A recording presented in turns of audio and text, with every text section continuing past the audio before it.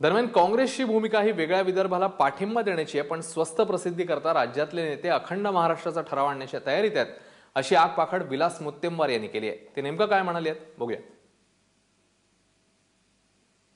परंतु हे जे सगळं चाललेलं आहे त्याच्यामध्ये आमचे काही उपटसुंबासारखे नेते ते जे या आगीमध्ये पडलेत आणि त्यांना असं वाटलं की याच्यामधून आमची इमेज बनून जाईल आणि हा एक मोठा मुद्दा आहे आणि आम्ही आता मोठा तीर मारून राहिलो म्हणून संयुक्त महाराष्ट्राचा ठराव काढायला गेले.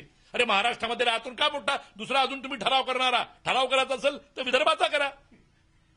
आणि विदर्भातल्या जनतेमध्ये जोश नाही म्हणत. लोक का दंडे घेऊन तलवारी भाले घेऊन येते येणार आहे की आम्हाला विदर्भ पाहिजे म्हणून? आणि सारखं सारखं सांगतात की जसं तेलंगणामध्ये आग लागली होती तशी विदर्भामध्ये आग लागली. तुम्ही दोन टेंबे घेऊन यांना आग लावा.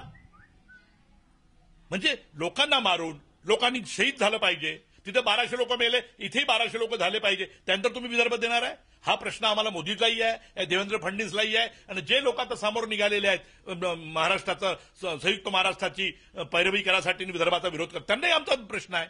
एक तर यांना हायकमांडने सांगितलेलं नाही, हायकमांडची परवानगी नाही आहे की तुम्ही हे करा म्हणून. ते जर करत असेल तर त्याचा ठराव झाला पाहिजे की आता विदर्भाचा आम्ही मुद्दा सोडला. आम्हाला त्यांना सांगावं लागेल हायकमांडला की अरे बाबा तुम्ही आता विदर्भाचं होणार नाही, तुम्हाला आमच्या पक्षात राहायचं आहे ना, आता निघून जा म्हणून तुम्ही. आता आम्ही सोनिया गांधी आज त्या उत्तर प्रदेशमध्ये जाऊन लोकांमध्ये जाऊन आज तिथे रोड शो करून राहिलेले आहेत आणि हे असा वेगळा शो करून राहिलेले आहेत महाराष्ट्रामधल्या काँग्रेस जनांना तोडण्याचा. ही एकी झाली पाहिजे.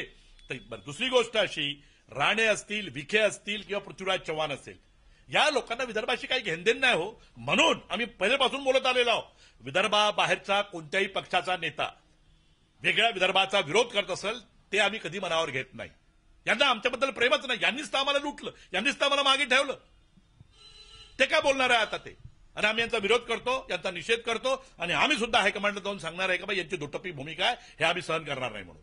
आता तुम्ही काय करून राहिलेले? काँग्रेसवाले सत्तेसाठी बदलून जातात, सत्ता आली की बदलून जातात, विदर्भाचा नाश सोडतात. आता देवेंद्र फडणवीसनी काय केलं?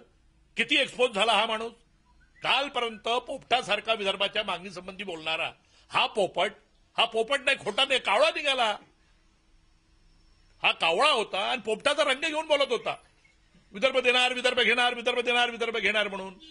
मला आश्चर्य वाटलं की माणसं कसे बदलतात सत्तेसाठी म्हणून. त्याला तो मलबार हिल, ते वर्षा बंगला, हे सगळे तो हा काढत होता की इथला मुख्यमंत्री झाला की त्याला वर्षा बंगला आणि मलबार हिल पाहिल्याबरोबर तो विदर्भ विचारतो म्हणून. यालाही विसर पडलेला आहे. आता कोणतं कारण आहे ते?